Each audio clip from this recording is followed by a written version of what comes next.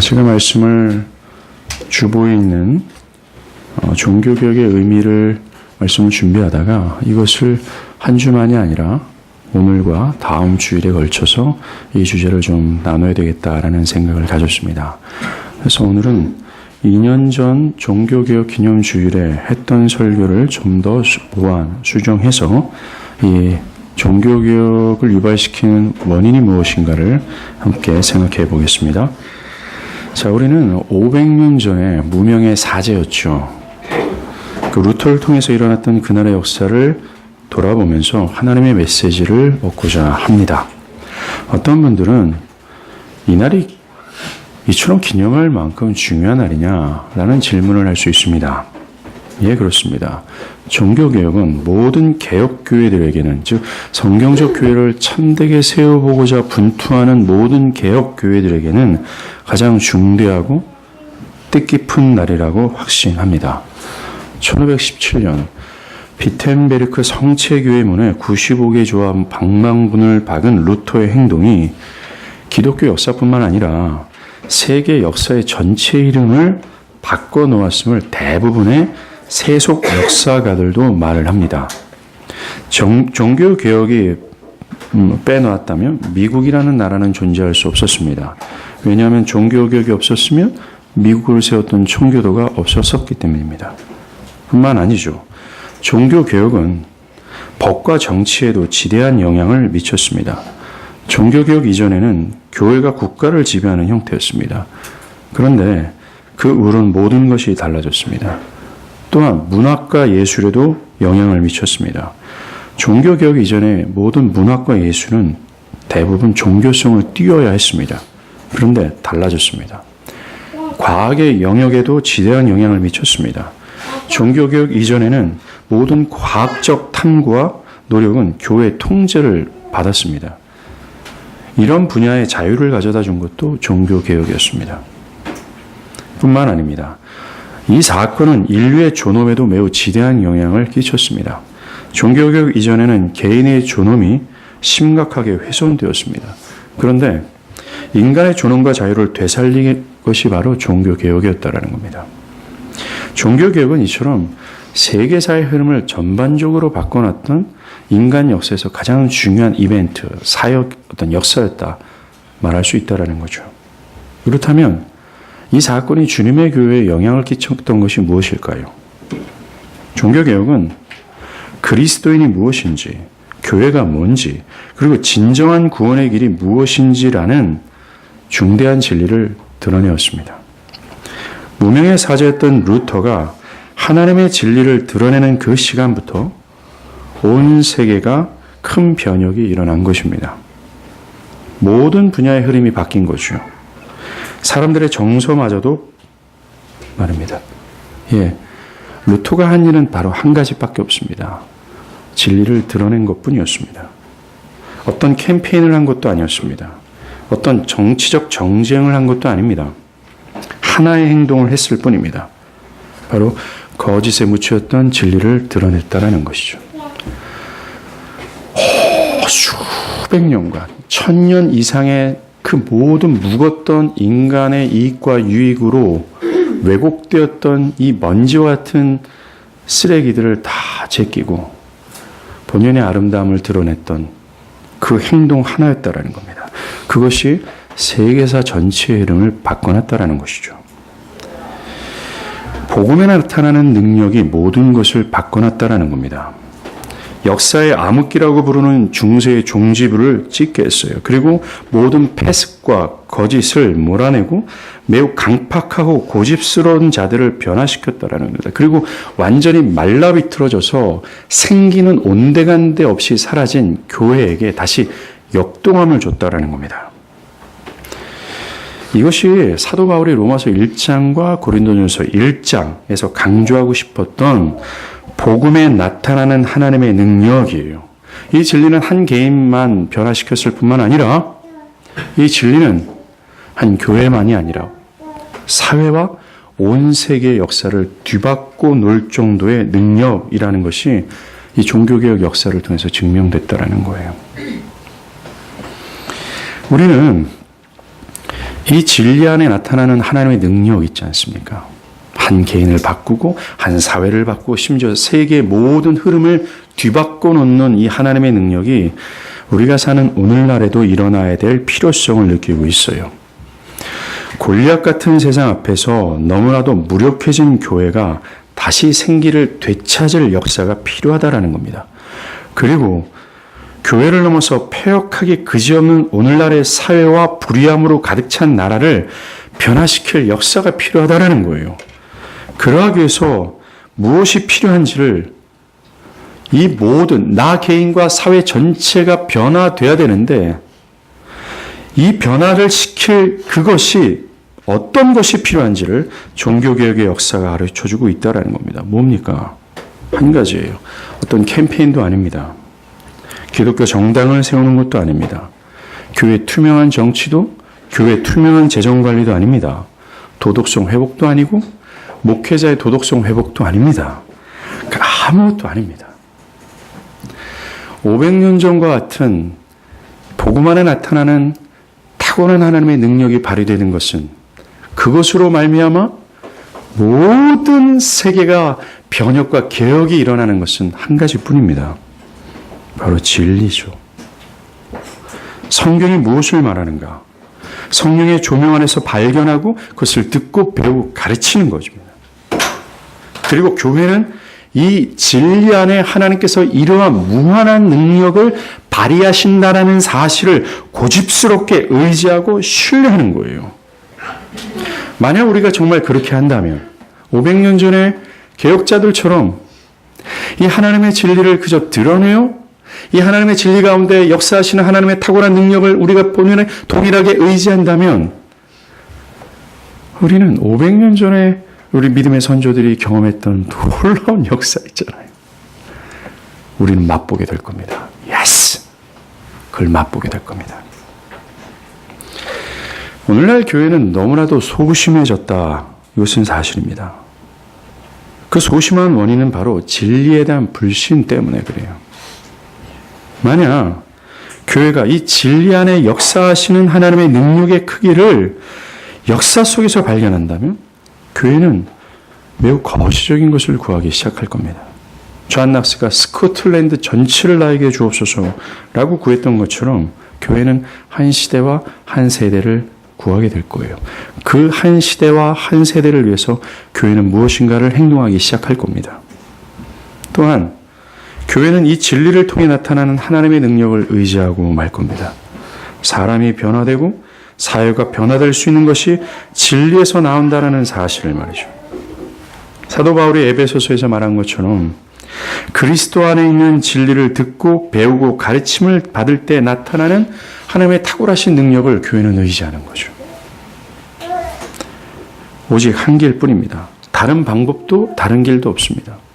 저와 여러분이 이 시대가 변화될 수 있는 길은 오직 진리밖에 없다라는 거예요. 그래서 바울이 고린도전서에서 무슨 말을 합니까? 전도의 미련한 방법을 통해서 하나님은 그 일을 행하신다고 말하지 않습니까? 여기서 말하는 전도가 뭡니까? 설교예요. 엘랑코라는 뜻이죠. 즉 가르치고 전하고 훈계하고 야단치고 윽박지르는 것. 이게 엘랑코라는 설교의 뜻이에요. 하나님은 전하고 가르치고 훈계하고 야단치고 윽박지르는 것을 통해서 500년 전에 있었던 그 놀라운 하나님의 역사를 다시 한번 리바이벌 하신다고 말씀하시는 거예요.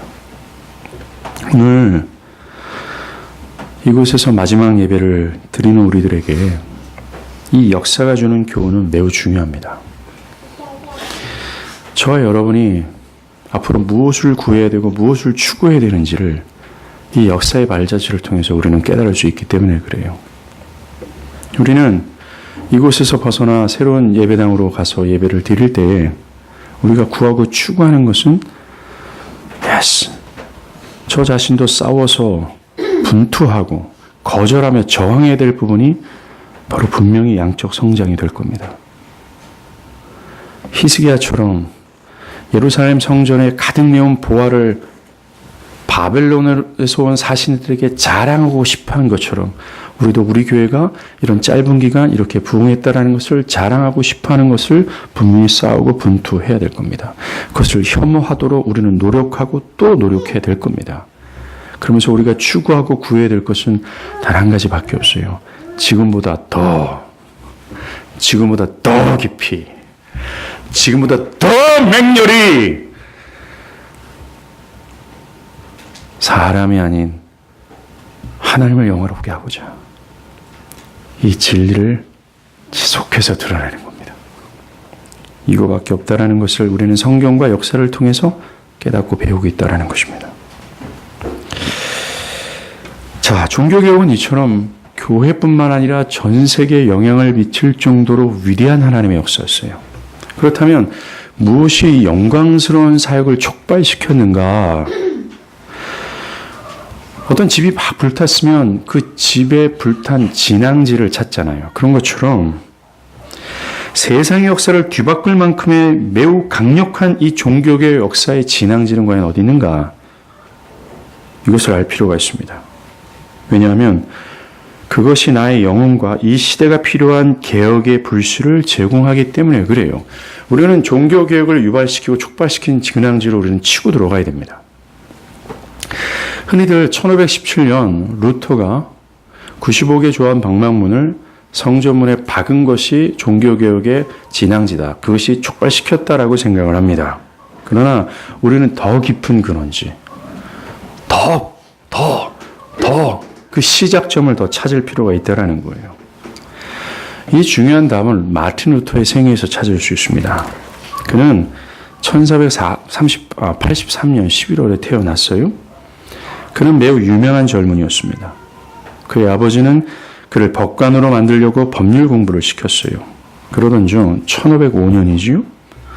학교에서 집으로 방학이 되어 오는 중 루터는 매우 중요한 날을 맞이하게 됩니다. 심한 폭우와 천둥이 치는 밤이었어요. 그는 그 천둥과 비바람을 피하기 위해서 나무 밑에 숨었습니다. 그 천둥 치는 그 밤 그는 나무 밑에서 두려워 떨며 엎드려 이런 기도를 드립니다. 성한나요, 나를 도와주소서. 나를 살려주시면 제가 수사가 되겠습니다. 라고 간절히 기도했습니다. 그는 죽음에 직면했을 때 자신이 죽음을 맞이할 준비가 아직 되지 않았다라는 것을 깨달았어요. 자신은 죄인으로서 하나님께 받아들이지 못할 자라는 사실에 그는 두려움을 느꼈고 그 두려움에 사로잡힐 수밖에 없었습니다. 그는 두려워했고 절망했어요. 평생을 교회 안에 있었던 루터입니다.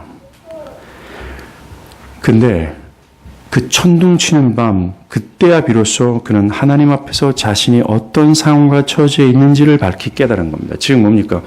자기는 하나님의 형벌 앞에 서 있다는 것. 지금 당장 죽어서 자기는 지옥에 떨어질 수밖에 없다라는 자신의 처지와 상황을 그때서야 깨달은 거예요.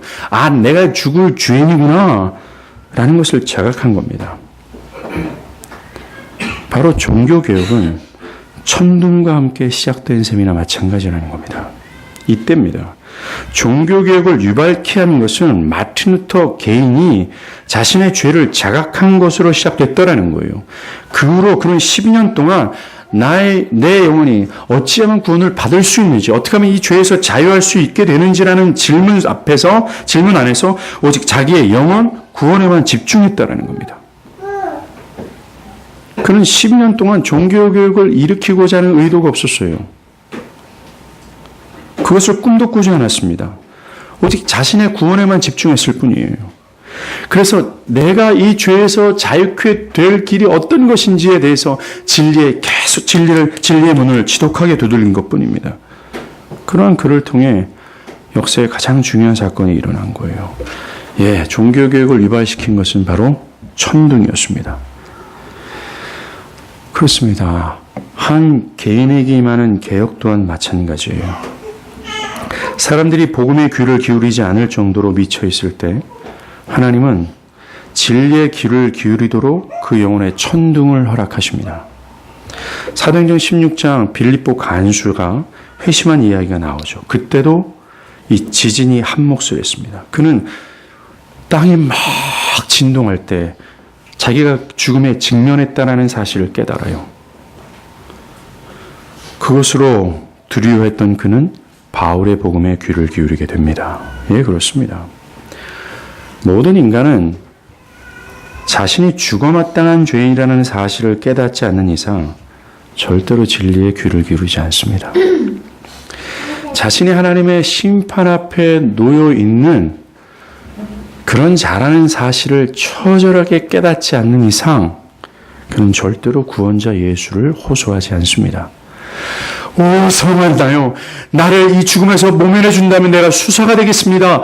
라고 한 그 천둥 가운데 임하시는 성령의 역사를 통해 마틴 루터가 나는 아직 죽을 준비가 되어 있지 않다라는 것, 나는 아직 구원을 받지 못한 영혼이라는 사실, 나는 지옥의 영벌 가운데 떨어져서 죽을 수밖에 없는 사실에 바들바들 떠는 그 역사 있잖아요.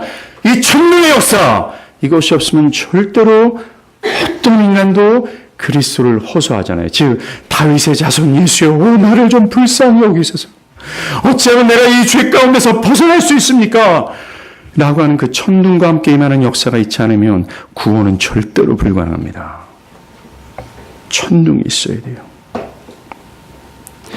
그러면서 두려워하며 그 참된 구원의 길을 갈망해야 되는 겁니다. 10년 동안 마틴 루터가 어찌하면 죄에서 내가 자유할 수 있게 될까? 어찌하면 내가 구원을 얻을 수 있을까? 라고 하면서 그 길을 찾고자 두들기는 구도자의 삶을 진정으로 살았던 것처럼 동일하다는 겁니다. 근데 오늘날 어때요? 그저 내가 어렸을 때부터 교회에 있다는 이유 하나로, 또 종교적인 행위를 했다는 그 이유로 아주 얄팍한 성경 지식을 갖고 있다는 이유로 자신이 구원을 받은 사람이라고 생각해요. 아니에요. 여러분들의 삶에서, 인생에서 다윗의 자손 예수여, 나를 불쌍히 여기소서.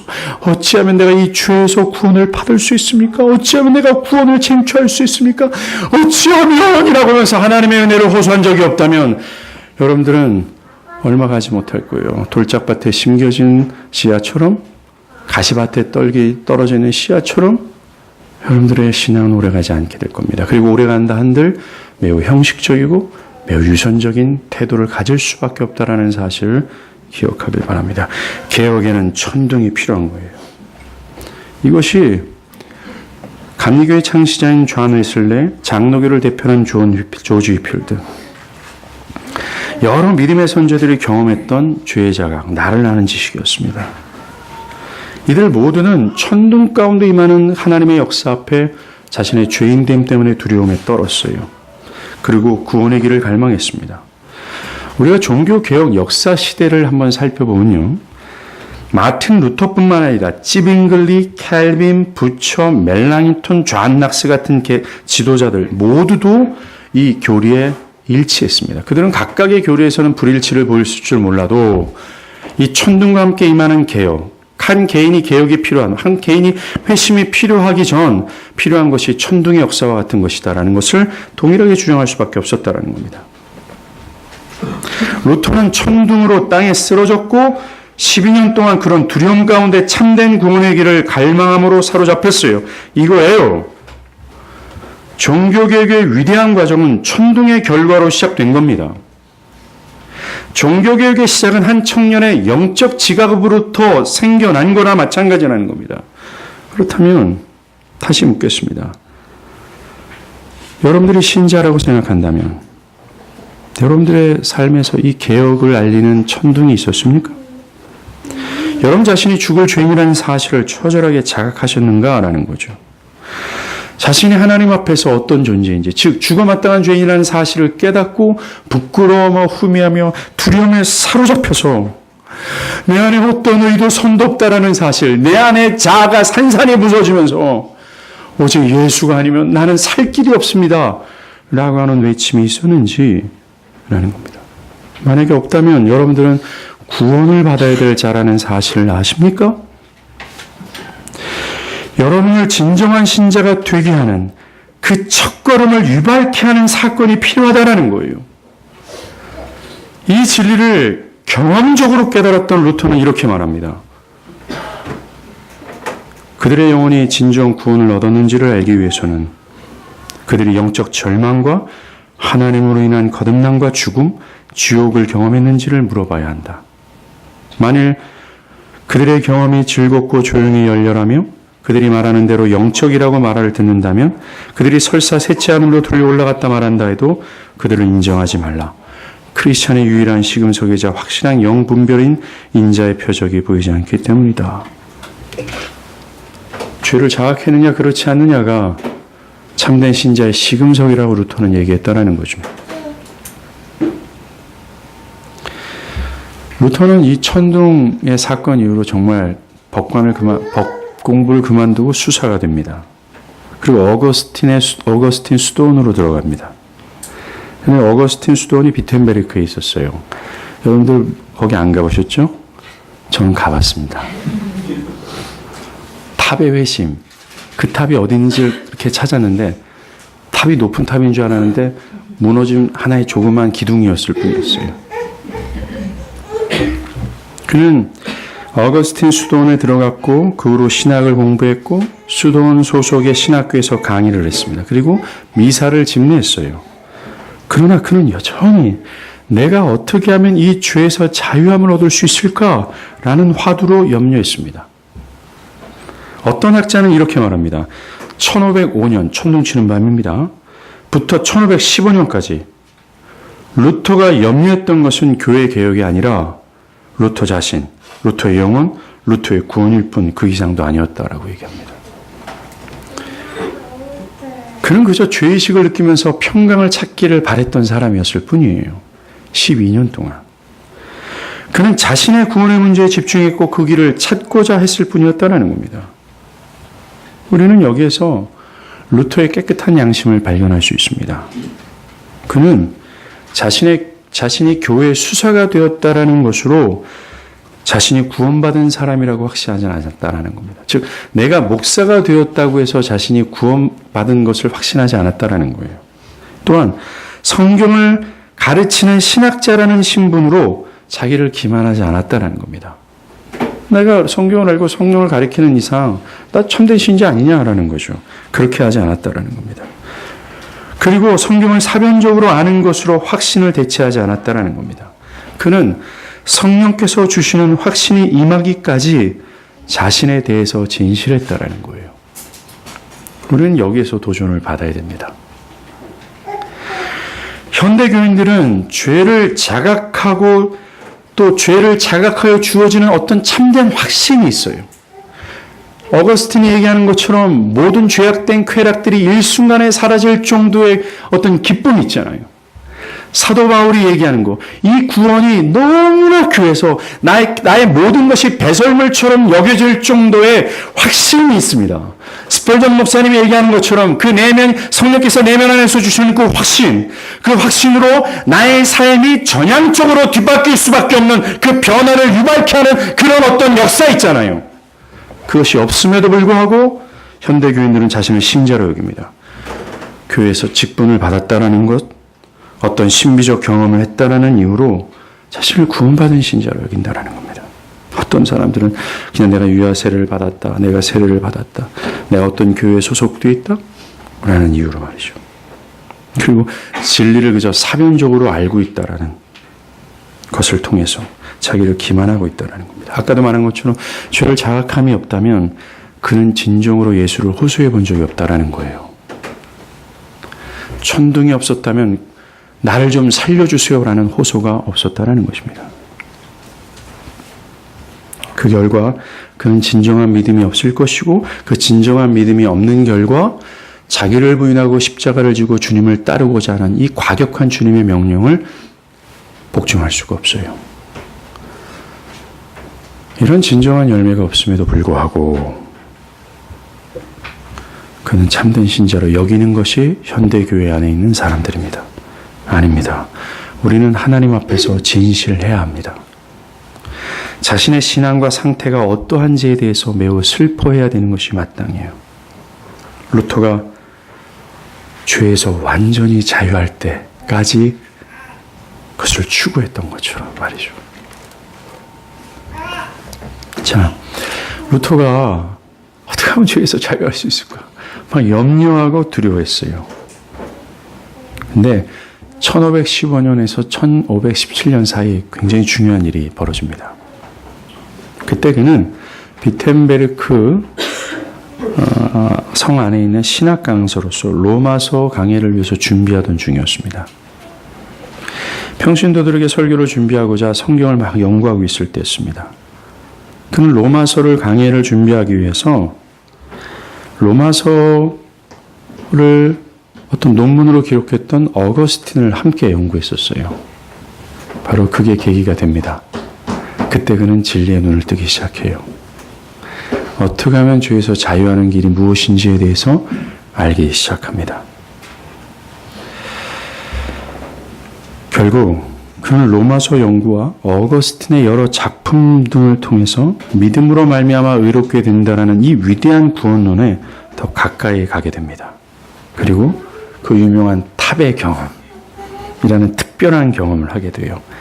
그가 있던 수도원 탑에서 그는 회심합니다.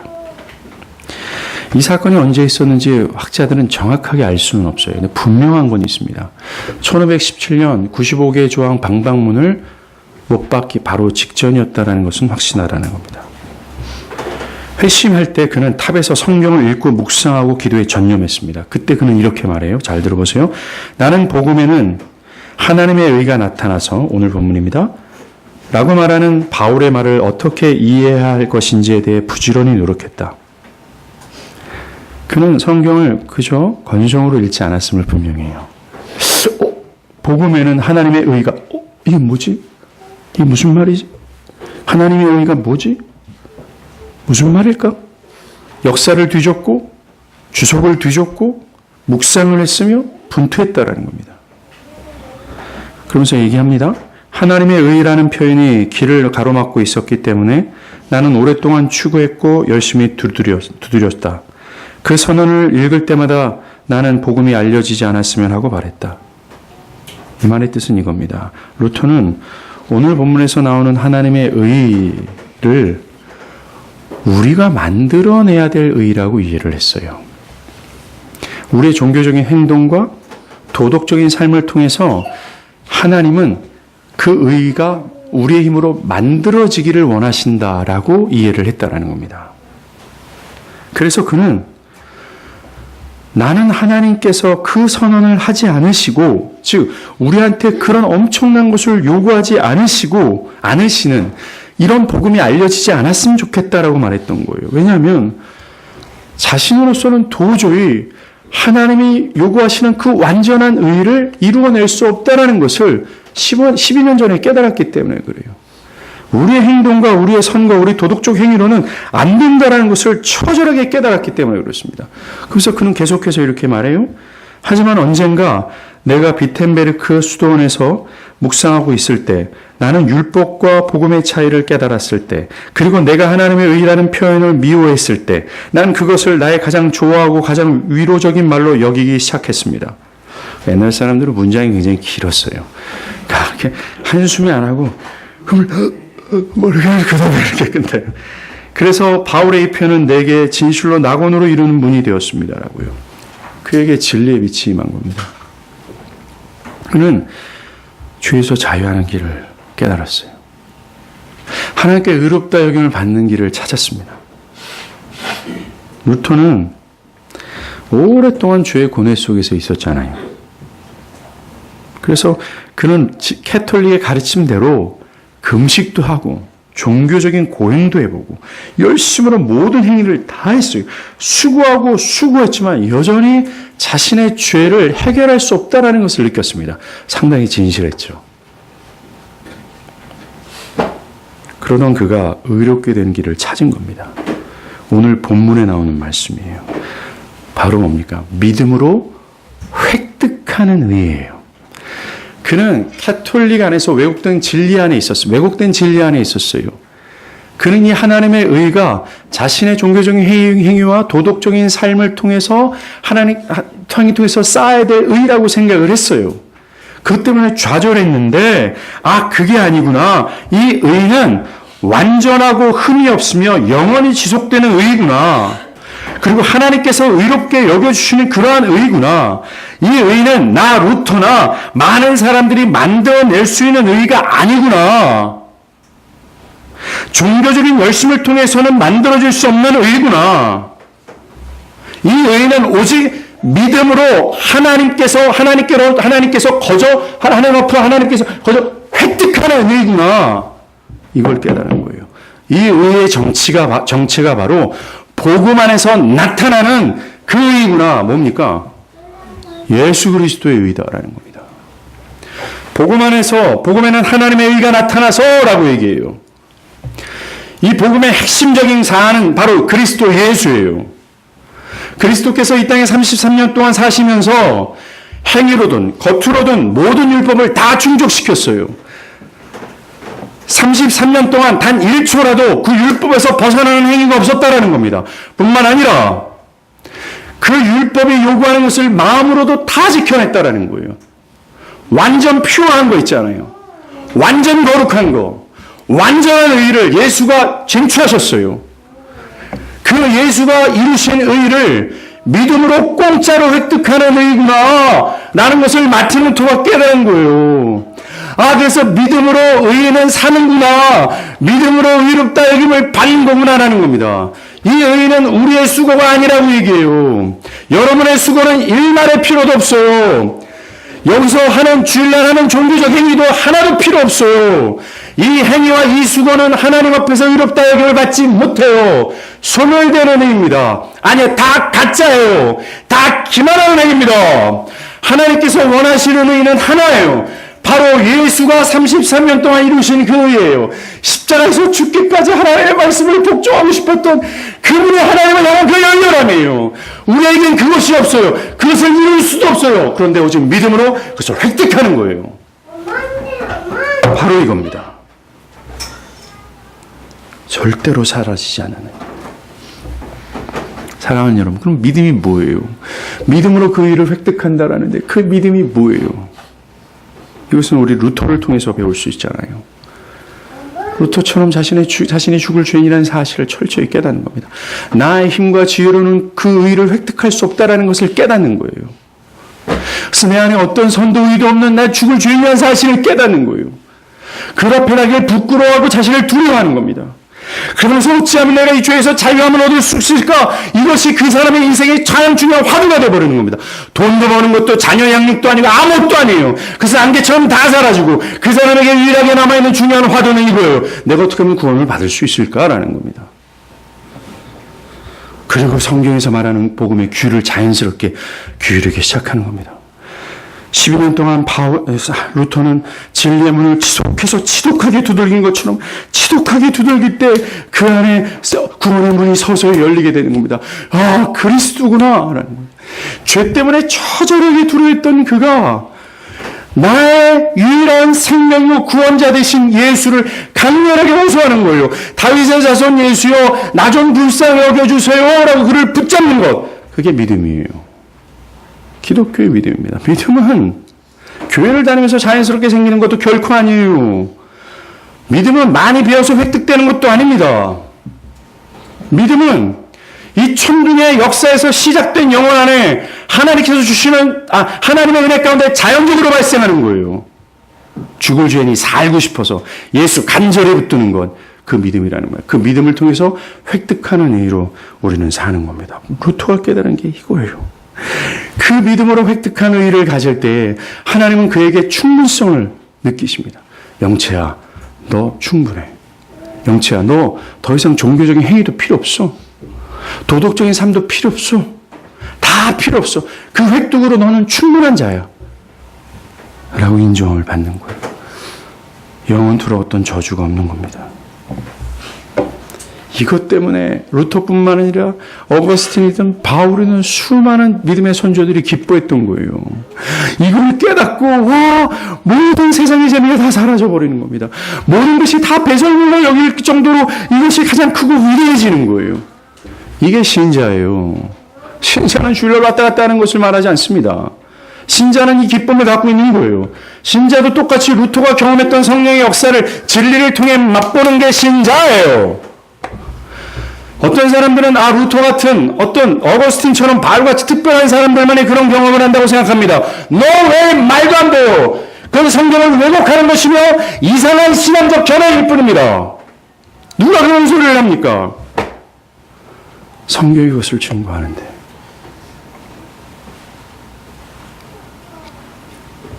아니에요. 믿음은 믿음은 천둥과 함께 나에게 찾아와요. 우리는 그 믿음으로 예수가 이루신 그 완전한 은혜를 획득하고 하나님께서 그것을 내 것으로 여겨주시는 은혜, 그 은혜를 경험하는 겁니다. 그걸 진짜 경험하잖아요. 뭔가 변화가 있게 됩니다. 루터가 보여준 삶의 변화요, 삶의 행동이에요. 우리는 그 변화와 행동의 뒤를 따르는 자가 될 겁니다. 사랑하는 여러분, 여러분에겐 정말 이 루터가 경험했던, 탑에서 경험했던 은혜가 있습니까? 죄의 쾌락이 일순간에 사라질 정도의 가장 큰 기쁨을 만났습니까? 아니면 바울이 얘기한 것처럼 모든 것을 배설물처럼 여길 정도로 그 황홀한 은혜를 누릴 수 있을 만큼의 획득한 의의가 여러분께 있습니까? 만약에 없다면 늦지 않았습니다. 두들기고 또 두들기십시오. 두들기고 찾고 두들기고 구하십시오. 그럼 얻게 되고 찾게 되고 열리는 은혜가 있게 될 거예요. 문제가 뭔지 아십니까? 우리의 게으름이 문제입니다. 우리의 무정함과 교만한 태도가 문제일 뿐이에요. 가장 가련하고 겸손하게 하나님께 나아간다면 하나님은 루터에게 응답했듯이 우리에게도 응답할 겁니다. 오늘날 이것이 필요하지 않겠습니까? 우리 안에는 옛날엔 신앙에 대해서 나름대로 관심이 있고 열렬함의 불씨가 좀 있었는데 시간이 경과되면서 이것이 사라진 것 때문에 나는 시험에 빠졌습니다. 난 첫사랑을 잃었습니다. 라고 생각하는 사람들이 있습니다. 아닙니다. 그들에겐 천둥이 없었던 겁니다. 맞습니다. 그들에겐 참된 믿음으로 획득한 의회가 주는 기쁨이 없었을 뿐이에요. 루터는 진리의 눈을 떴어요. 살아있는 핵심적인 진리를 발견한 겁니다. 그런데 그 당시 사람들은 아무도 이것을 알지 못했어요. 그들은 여전히 그 의를 믿음으로 획득하는 것이 아니라 자신의 선한 행위로 만들어내야 된다라고 믿었어요. 때로는 돈을 주고 살 수도 있다라고 생각을 했습니다. 그 당시 로마 교황이요, 그 굉장히 화려한 베드로 성당을 짓기 위해서 돈이 필요했습니다. 그래서 그 돈을 모으고자 고안해낸 것이 바로 면죄부 판매예요. 교황은 면죄부를 사면 사람들의 죄가 줄어들고 연옥에 가서 빨리 천국으로 옮겨질 거라고 가르쳤습니다. 그 당시 그 외에도 수많은 거짓된 가르침이 난무했어요. 그런데 사랑하는 여러분, 여기서 착각하지 마십시오. 500년 전에 그 캐톨릭 교회와 지금의 개혁교회들이 그렇게 큰 차이가 있다고 절대로 생각하지 마십시오. 아마도 모든 역사학자와 성경학자가 말하던 것처럼 그때 캐톨릭보다 지금의 교회가 더 타락했어요. 그 타락은 도덕적 타락이 아니라 진리 왜곡입니다. 강단의 타락이라는 걸 기억하시길 바라요. 회심한 루터는 그 시대를 보면서 문제의식을 느끼기 시작합니다. 자기가 경험했던 이 핵심적인 진리가 교회에서 사라진 것에 대해서 눈을 뜬 거죠. 시대의 영적 상황을 보는 겁니다. 그리고 그는 여기에 대해 본능적으로 반응하기 시작합니다. 여기서 우리는 천둥을 경험하여 믿음으로 획득한 의로 기뻐하는 참된 신자의 변화가 어떤 것인지를 볼 수 있어요. 진리에 눈을 뜬 신자입니다. 이게 true Christian, 참된 신자죠. 그들은 자신이 살아가는 시대에 대해서 안목이 열려요. 영적인 현실에 눈을 뜨는 겁니다. 그리고 시대적 상황을 바르게 보고 거기에 반응하기 시작해. 무엇인가 반응합니다. 문제의식을 갖게 되고 루터처럼 무엇인가를 하기 시작하는 거예요. 이게 신자입니다. 개혁의 눈을 뜬 신자죠. 거짓된 현실에 눈을 뜬 루터는 진리를 전하고 싶어 했습니다. 그리고 토론하고 싶었어요. 그래서 95개 조항 방법을 교회 문에 붙인 거니 그 당시에 교회 문에 이걸 딱 건다라는 것은 나와서 나랑 토론하자 이 뜻이에요. 한번 내가 교회를 엿먹여 보겠다 이 뜻이 아니었다라는 겁니다. 토론하자. 논쟁해보자. 무엇이 진리인지 나는 이게 진리인데 한번 해보자. 이거예요. 사실 그는 종교개혁을 눈꼽만도 생각 안 했습니다. 이때까지만 해도. 그는 매우 소극적이었어요. 그런데 하나님의 역사가 일어난 겁니다. 그의 어떤 설교문들이 인쇄가 돼서 나돌기 시작했어요. 유럽 전체가 루터의 설교문을 읽기 시작했습니다. 아주 빠르게 베스트셀러가 된 거예요. 그 진리가 아주 빨리 전 유럽을 불사르기 시작한 겁니다. 그는 그럴 생각이 없었어요. 그런데 그렇게 된 겁니다. 여러분들, 이게 교회가 바라는 전형적인 모습이에요. 우리가 무엇을 하길 바라는 것이 아니라 우리가 무엇을 해내기를 노력하는 것이 아니라 우리 한번 해보자. 손 다 걷어붙이세요. 한번 이 뜻을 한번 이뤄보세요. 라는 것이 아니라 우리는 그저 루터처럼 순전한 진리를 드러낼 뿐이에요. 그리고 하나님이 하시는 것을 인내하며 기다리는 것 뿐입니다. 얼마나 미련합니까? 그는 이것 때문에 매우 큰 공격에 시달리게 됩니다. 로마 교황청은 그에게 그의 주장을 철회하라고 협박을 하지요. 법정에 출두도 하게 되고 토론을 벌이게 됩니다. 비판과 조롱을 받아야 했어요. 때로는 죽음의 위협을 느끼기도 했습니다. 예, 실제적으로 교황청에서는 그를 암살하고자 여러 번 시도했어요. 근데 하나님의 손길로 그는 보호를 받지요. 적들이 공격하면 공격할수록 그가 뭘 했는지 아십니까? 그는 성경으로 들어갔어요. 이것이 우리가 유기 앞에 놓여있는 신자가 가져야 될 태도가 어떤 것인지를 배울 수 있습니다. 그는 성경을 펴서 자신이 깨달은 바가 정말 성경적인가, 자신의 주장을 변론하기 위해 그는 성경으로 들어왔다는 겁니다. 그럴수록 그의 확신은 더 견고해지는 거예요. 이 위대한 교리들을 점점 더 분명해지게 깨달아낸 겁니다.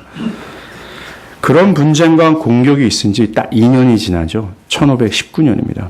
그는 교황을 유시한 모든 카톨릭 교계가 거짓된 복음으로 잘못되었다라는 글을 쓰게 됩니다. 그 당시 가장 큰 권력에게 서슬이 시퍼런 칼날을 든 거예요. 루터의 견지에서만 봤을 때 그가 든 이 칼은 면도날 정도지만 성경적 견지에서 보면 루터가 든 칼은 능히 그 당시에 기득권이라고 말하면 최고의 권력과 거짓의 난공불락과 같은 교황청을 능히 무너뜨릴 수 있는 철퇴와도 같았습니다. 그는 점점 더 전사가 되어가고 있었어요. 더 거짓된 것에 저항할수록, 이 진리를 수호할수록 그는 어딘가 모르게 왕성한 하나님의 용병이요 군병이 되어가고 있다는 겁니다. 그래서 그는 이렇게 얘기해요. 자신 나의 친척과 재물과 생명을 다 버린다 해도 라는 겁니다. 저는 저와 우리 교인들이 제2의 루터가 되기를 바라며 목회를 시작했고 지금도 섬기고 있고 지금도 말씀을 전하고 있어요. 저는 지금도 제2의 루터가 필요하기 때문에 그렇습니다. 목사님, 나는 수사도 아니고 성경학자도 아닌데요. 근데 역사를 보면 루터는 사실 이럴 인물이 아니었습니다. 루터 전에는 더 위대한 학자들이 있었고 정말 담대하고 적극적이고 용감한 사람들, 대표적으로 야누스가 그랬어요. 근데 하나님은 야누스를 사용하지 않고 겁쟁이인 마틴 루터를 사용한 겁니다. 사람이 중요한 것이 아니라 하나님이라는 사실을 여러분들 기억하길 바라요. 종교개혁의 역사는 정말 하나님께서 이루신 겁니다. 이것을 우리가 믿고 달려가야 되는 거예요. 하나님이요, 우리 교회와 이전한 그 예배 장소에서 이 시대가 맛봐야 될 이 부흥의 역사를 우리에게 달라고 기도해야 되는 거죠. 우리 인간적인 견주로 봤을 때 인간적인 우리를 봤을 때 무슨 정말 말도 안 되는 얘기처럼 느낄 수 있어요. 그러나 우리는 역사를 봅니다. 하나님은 어떤 인물을 통해서 이 하나님께서 역사하셨는지를. 정말 하나님의 전적인 은혜 가운데 개혁은 일어난다라는 겁니다. 루터가 진리의 전사가 된 건 정말 그의 회심 때문에 그래요. 천둥치는 밤 시작된 루터의 고뇌, 12년 동안의 사투, 그 결과 찾아온 회심. 그 그것으로 그는 전사가 됐습니다.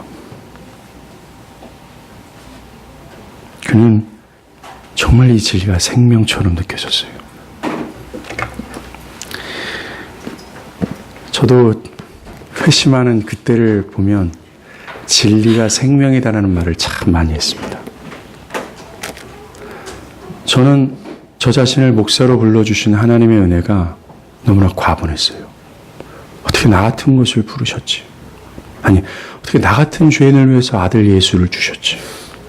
전 이해할 수 없었고, 저의 인생에서 천둥은 저를 깊은 두려움 속에 빠졌게 했고, 제 사랑하는 아내마저도, 잠자는 아내마저도 뒤흔들어 깨우면서 당신 지옥 가면 안 돼. 생명의 길을 가야 돼.